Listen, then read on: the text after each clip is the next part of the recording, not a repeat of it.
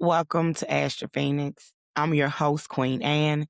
This is Truth Be Told. I'm going to give you 5 tips that's going to help you when you feel all alone. When you feel all alone and when you're going through letting people go and wanting more out of life and having goals, having dreams, having desires. When you're in a place that doesn't support that and you are coming into that new space and that new energy, the old is shedding away. So now it feels like you don't have anyone, especially when you are already on the journey alone, when you're not in with a mentor or in a community or group, and you are figuring out life and striving for yourself. It can be hard. It can have you dealing with a lot of emotions and feelings. And if you don't know how to deal with it, it can lead people in a spiral,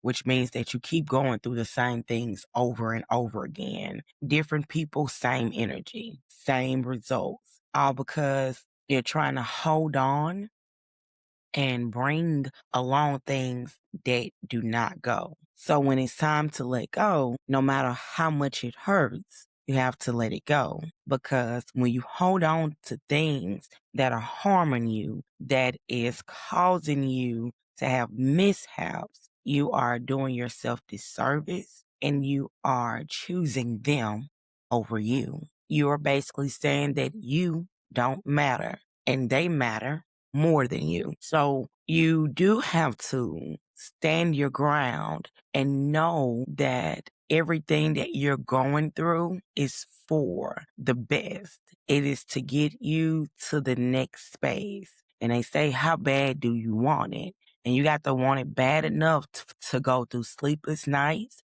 You have to go through the crying, the heartache, the things, the times when people don't support you, because then you have to learn how to do those things yourself so that you will never allow what someone else do or don't do affect you or allow it to change your energy or your space. So when you feel alone, just know that you're really not alone. There's someone that wants you to get to know them. And that's yourself. Yourself wants you to know that, hey, I'm here, I feel, I see, I hear. And if you listen to that voice and let it help direct your path, you'll have better days.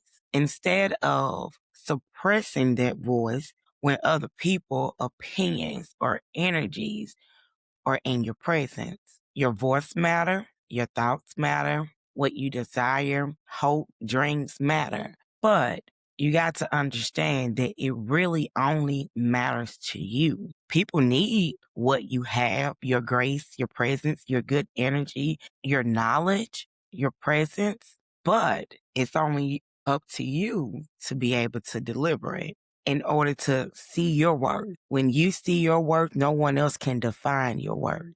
When you see how amazing you are, you're not looking for someone else to tell you how amazing you are because you have done those things for yourself. So being alone physically is not a bad thing because spiritually you have an abundance. You're in your most creative state when you get to know yourself, when you get to allow yourself to be expressive. I'm a firm believer that, hey, I can express myself and cause no ill will to anyone or anything, including myself. We are love. Express it. Be it. Do it. Tip 1, don't force what no longer fits. Let things be. Let it go. Let it hurt. Feel through it. Be through it. Learn through it. Dissect it. Write about it. And analyze it. And the real question is this or that person, place, thing, is this beneficial to me? Is this giving me life or is it draining me?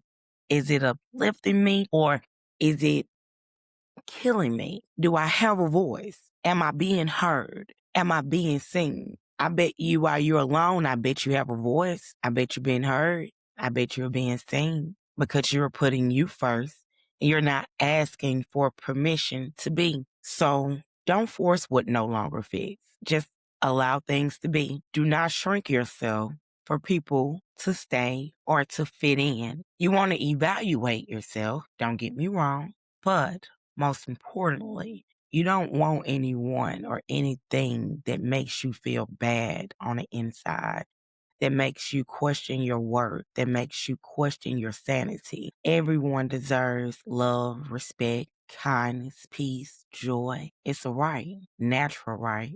And it's up to you to see and value yourself and understand that you deserve that. So don't force what don't fit. Sit with yourself in silence. Tip two. Now, they say that you don't want to be all to yourself, all alone, and all that. So they kind of demonized it or made it scary. But see, without the right direction and understanding of things, it caused fear. But sitting with yourself helps you process your feelings and understand how you feel and allows you to think. And if you don't limit yourself and standing your ego, you can see things from a 360 standpoint. I can see my view. I can see the other person or person's view, and then I can come back. And when we do that effectively, we will see that, sometimes that I'm the problem. Sometimes we could have a better understanding or that person just isn't for me. We just don't align. It wasn't what I needed anyway. And I'm not holding on to what happened or the outcome of what happened. I am just accepting the role and everything that it played, what I learned from it, what I learned from myself, because most likely once I dissect it and understand it, I have grown. I have a different level of understanding. And I'm no longer in a blaming game, but I'm in an accountability game because now I'm starting to set boundaries. And when I set boundaries, I'm able to stop certain things, people, and places from being in my space. And I don't go in certain places. So sitting with yourself in silence helps you let your feelings process. And then it helps you become more in the present moment, not rushing, not trying to figure things out all at once, just being, allowing things to flow. Now, sometimes we can learn things and things come to us. So we want to make sure we have our pen and our pad. So tip three, journal what you feel. When you hurt, when things have changed, when you don't know which way to go, which way to look, write it down, talk about it with yourself. Ask yourself questions and write those things down. When you come back in a couple of days, sometimes, weeks or whatever the case may be, and you reflect and you see that now you can answer some of those questions and understand those feelings that you were feeling. And then you learn how to process those feelings. You want to be able to allow your feelings to be and know that you are not those feelings. They are just happening to you at the moment because of the circumstances that you're going through. But those things do not define you. So writing, singing, talking, do it all, whatever that's comfortable with you. But express how you feel on something that you can go back and that you can reflect on. Tip four, stop calling growth loneliness. We always heard, it's lonely at the top. No, the people that were at the bottom just cannot sit with you at the top. So that you have to be open for new places, new things, and people that are aligned with you on the frequency that you are on now. You want someone that keeps pouring into you and growing. But if you don't properly learn yourself and shed old things and shed old energies, then you're going to find yourself in a growth place more than what you had with the same energies that are there. So when we are shedding things, we want to let those things go so that you can not only have what you want in the physical, but also in the spiritual. You want to be aligned on one accord so that when nothing hinders and hesitates your growth. Now, when you're growing and you're opening up space for people to come in and be a part of your world, you also have to know that everybody is not to be a part of that world. Everyone is not to be in your space and to be able to have access to you. People for certain roles in our lives, and we get so wrapped into having titles and attachments that we get hurt. And then we feel like that we're all alone and we have to go through things and we have to shed them. No. And this is another topic, but we are not dealing with titles, not dealing with attachments, and you're allowing people to be just how people are supposed to just allow you to be. But see, this comes back to being and sitting with yourself, journaling and get to knowing yourself. Because when you do this and you put people in their proper place in your life, then they're not overstepping boundaries, and you will see that you are really the one that sits at the top. You're at the top. And you might be lonely, but how many people is supposed to sit at the head of the table? We're not having a round table here. You're the head of your table. So at the head of your table, people are being seated by their rank and by their role and their position. And I know in my life, right there, are empty, right at the beginning, in the middle. Everyone don't deserves that seat. And when you understand that, you'll understand that growth is not lonely. People just have their place. People have their role. People have their lane. And you cannot put people where they don't go. Okay? You're going to outgrow people along the way, and you might bring some of them along. But for the most part, for the ones that are truly, truly alone, you're the head of your table. You're not lonely.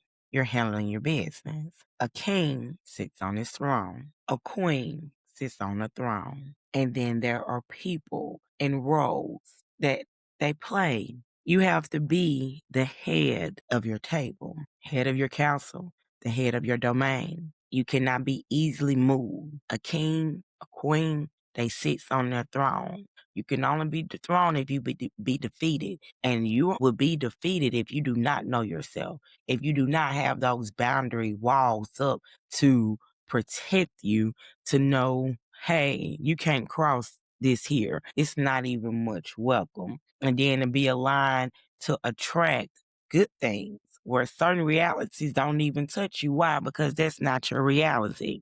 That's another subject. But hey, you're not lonely. You're not lonely, but you're going to keep growing and you're going to outgrow people. You're going to bring some along the way. You're going to help people. Know your role, know your position so that you don't be tied down and with expectations from people that are not there. You cannot judge people off of what you want them to be, but who they are. And once you know who a person are, you know where to put them. But like I said, that first starts with who? Knowing who you are, knowing the road that you walk, knowing your lane, knowing your position. When you know who you are, then you don't have to worry about trying to be like anyone else. Tip 5, use this season to heal, listen, and realize. You want to heal, and it's okay. And it can feel scary. It can feel hurtful. It can feel lonely, but that is only the lower state. It wants you to give up. It's used to comfortability. You have to get used for being uncomfortable. And the first thing that you have to do is rewire yourself. Rewire yourself on how you think about yourself, how you feel about yourself. Because we say things and don't really understand the stuff that we say out our mouth. So the next time that you tell yourself this is hard, or you can't do it, or that you don't feel the best or look the best, or that it's not working out, just write it down. And there's two type of people. There's people who like other people to agree with them. See, I'm not talking to those people. I'm talking to the one that writes it down and like, oh, well, I know you just ain't said that. You know how I feel, because you know that you're not always down. You know you be up, and when you up, you up. So use this time to share because we're in a new season of our world and things are happening. So the old no longer works. You cannot fake it no more. You have to be authentic. You have to be real. You have to be honest with yourself. And you can only do that by listening and realigning yourself to who you are. No one can tell you who you are. That is up for you to decide and to embody and to live with. If you choose to continue to live under what somebody else's perception, their understanding, their dreams, then you will never be whole. You will never be true to yourself. You might get by, but you will forever be unhappy. You'll forever be sad and depressed. A lot of things that's going on is because people cannot be or feel like they cannot be and express themselves of who they truly are. Or when they find out things, they don't know who to talk to. They feel alone in a world that are billions and billions of people only because they worry about what other people say, what other people think. And it doesn't matter what other people say or think. The only thing that matters is what you say and think about yourself. Do you feel like that you're beautiful? Do you feel like that you're amazing? Do you feel like that you're handsome? Do you feel like that you're a millionaire? Do you feel like that you're divine? Do you feel like that you are power? Do you feel like that everything happens to you happens for your best, your good? Do you feel like only good things happen to you? Do you feel like that you always come out on top?